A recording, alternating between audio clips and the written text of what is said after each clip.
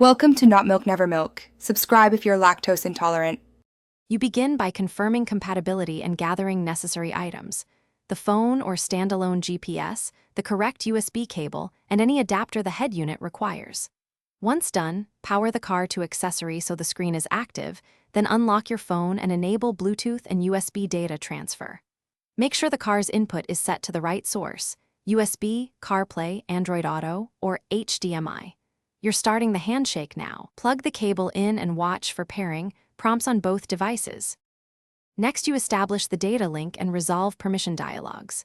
When the car prompts appear, accept the connection and grant location, contacts, and audio permissions so navigation and voice work.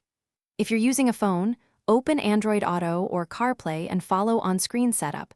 Update maps and device firmware if asked.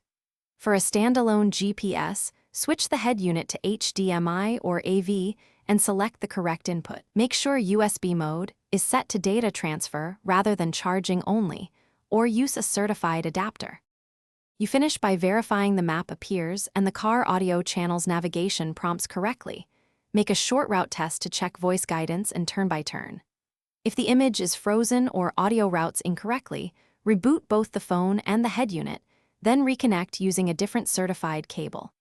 If problems persist, reset network or Bluetooth settings on the phone, unpair and repair the device, and check the head unit for firmware updates. One key troubleshooting tip: swapping the cable solves most connection failures quickly.